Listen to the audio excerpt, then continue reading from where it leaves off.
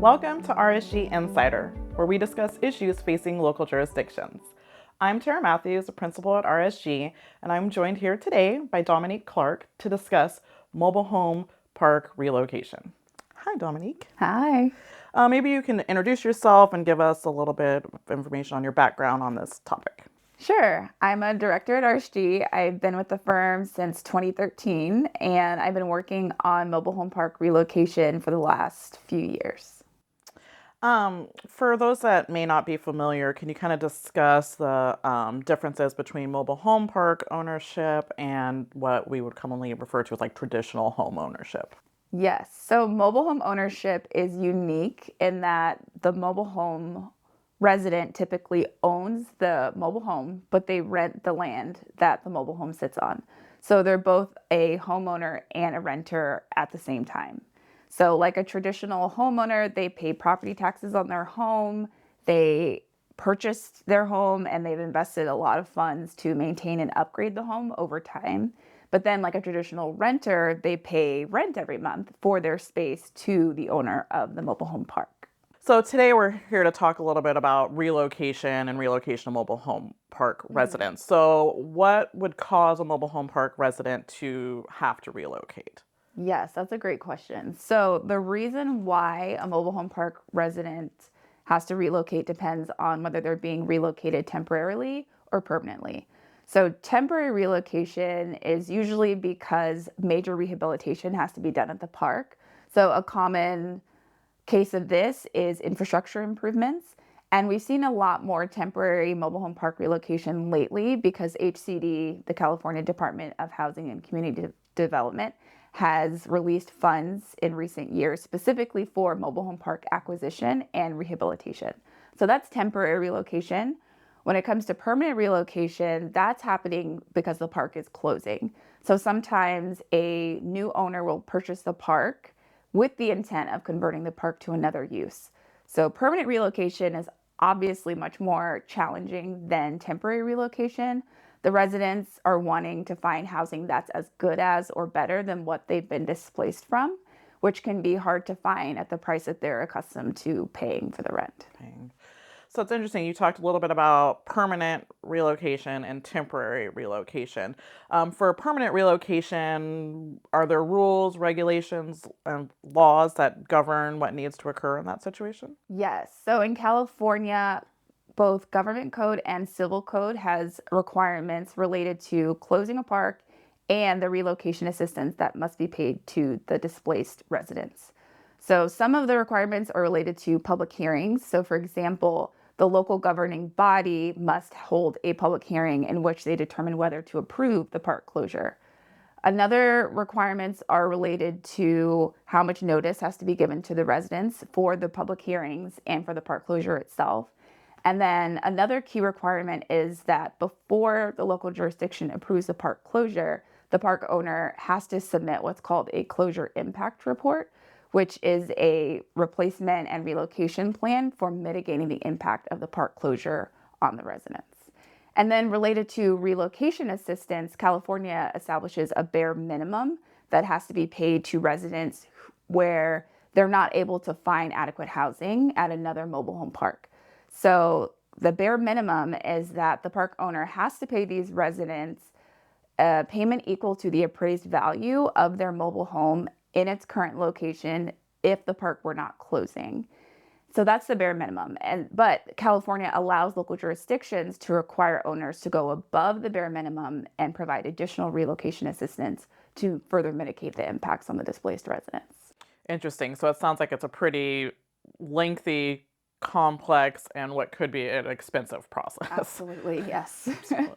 And then, similarly for temporary relocation, what governs that process? Yeah, so in California, we have laws that govern temporary relocation of all renters and homeowners, which includes mobile home park residents. So California Government Code and Code of Regulations has requirements for how much notice, again, residents have to be given before the relocation. And it also requires that residents are reimbursed for any out-of-pocket expenses incurred as a result of the temporary relocation. Yeah, so still complex, but a little bit more simple. Exactly. A little bit less steps. Yes. Less money, less steps. Maybe you can describe a little bit about RSG's role in the process. Yes. So local jurisdictions and park owners often hire RSG to serve as an independent relocation specialist to meet with the households one on one to help them navigate the process. So, as one can imagine, these residents often have lots of very detailed questions about the process, how exactly it's going to work, what exactly are they going to receive in terms of relocation assistance. And then they often also need help identifying replacement housing options.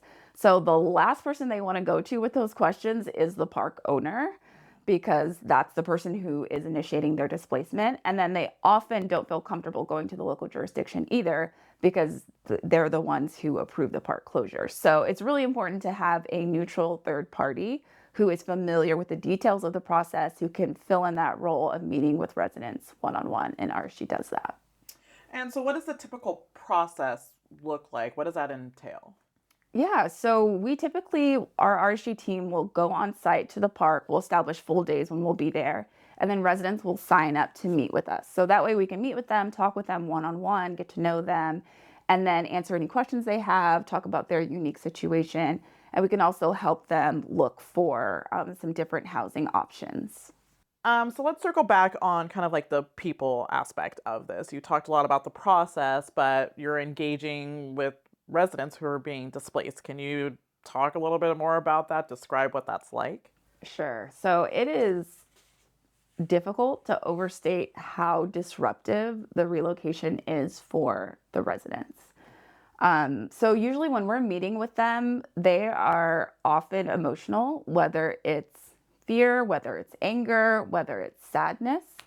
And it's all very understandable, of course. Like, a lot of this is out of their control and it's really different than what they expected. So a lot of times when we're meeting them, especially in terms of the permanent relocation, they're grieving all that they're losing. And then on top of all of this, they're being asked to, by a specific deadline, make a decision for where they're going to go next. And sometimes the owner gives them multiple packages of assistance for them to choose from. And so they have to make a decision of which one they're choosing. So a lot of our job is to provide clarity about the different options and to give them the numbers, which I think really does help them with their decision-making process. Honestly, a lot of the relocation assistance packages can be really confusing once you get into the details. There's a lot of numbers being thrown around, and those numbers can vary depending on which package you're talking about. So that's a huge part of our job, just being clear, concise, and helping them to understand all of their options. So we don't ever advise them on which option to select, but our job is to give them the information they need so they can make the best decision for themselves.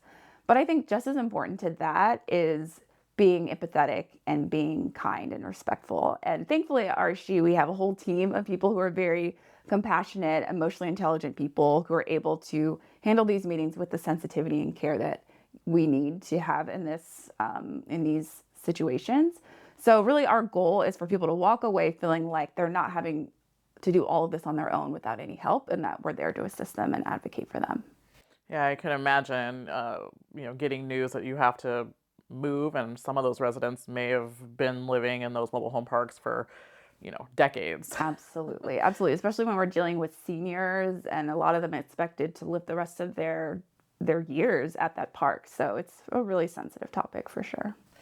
So if we kind of switch topics a little bit, so there's mobile home park relocation, and then there's residential relocation that is separate from mobile home park hmm relocation. Can you talk a little bit about the challenges of mobile home park relocation? hmm So I think on the face of it, people might think that mobile home park relocation would be relatively easy because the homes are mobile. So conceptually, you can just move the home to another park.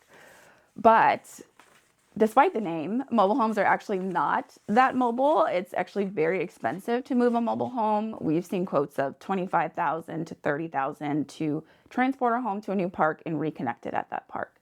So there's the cost aspect of it. And then also some homes are older and there are valid concerns about whether the home can survive a move without significant damage.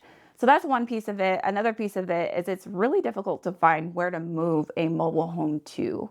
So for example, a lot of parks, they will only accept new homes that are 10 years or less. And a lot of homes in mobile home parks are much older than that. So that's another piece of it. And then I think another challenge is the fact that these residents are homeowners. So they've invested a lot of money in making their home perfect for them.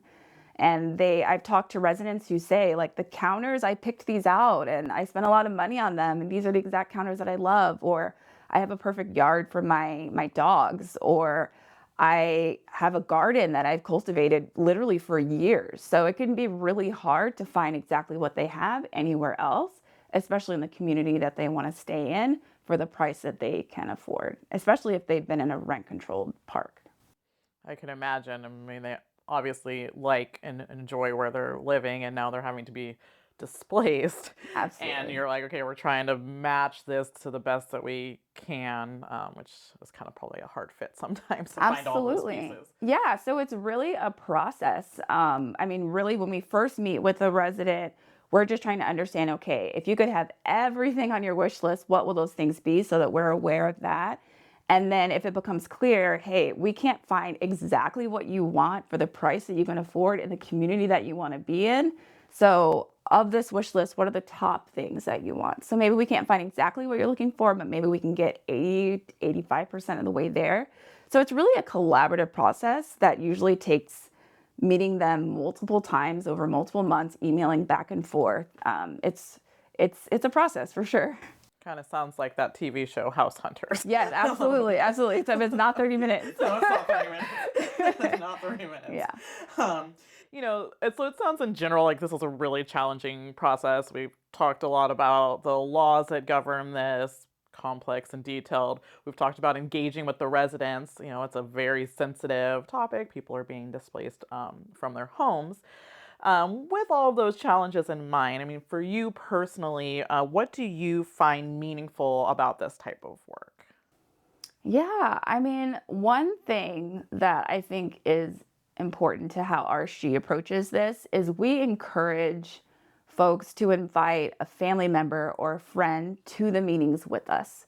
Because as much as we try to advocate for them and establish a relationship with them, it's really important if they have someone in their support system, someone that they've known and trusted for a long time, who can come to the meetings with them, hear everything we have to say, and then help them process after they meet with us. Because a lot happens between our meetings, right?